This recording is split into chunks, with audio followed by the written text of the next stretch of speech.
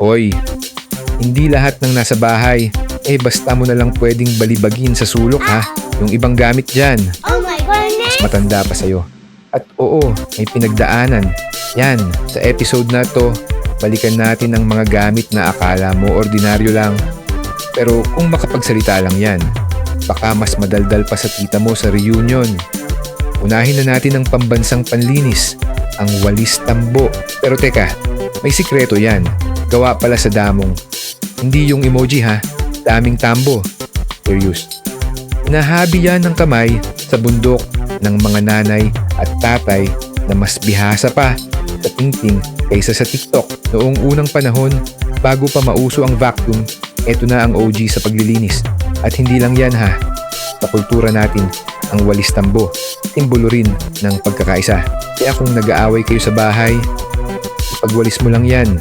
Baka magkabati kayo or baka batuhin ka. Next stop, ang tunay na partner ng bawat lakad, ang tsinelas. Minsan gumagold, minsan may alambre. Pero gaya ng love life mo, pang matagalan. Alam mo bang galing ito sa Japanese Zori? Sumakay ng barko, bumaba sa Pinas. Tapos naging staple sa palengke at kalsada. Tsinelas na sumama sa iyo sa baha, sa laro, at minsan sa sermon ni nanay. At kung isa na lang ang paris ng tsinelas mo ngayon, certified ka na survivor. Ngayon naman, ang bangkong kahoy, ang trono ng masa, literal. Simple, matibay. Walang reklamo kahit 4 na puwet ang nakaupo sa kanya kada araw. May kalmot ng pusa, may tapak ng sapatos, minsan may natuyong ulam sa gilid. Classic, pero di lang basta upuan yan.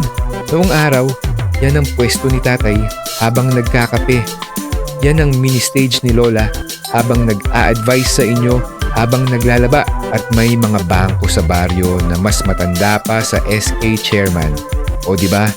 Akala mo gamit-gamit lang, pero may lalim, may hugot, may history. Kaya next time na magwalis ka, magtsinelas, o umupo sa bangko, isipin mo, baka mas may kwento pa yan kaysa sa last breakup mo. Ito ang Katalisikan Chronicles, kung saan kahit gamit sa bahay, may maibubulalas at pwedeng magpawaw sa'yo.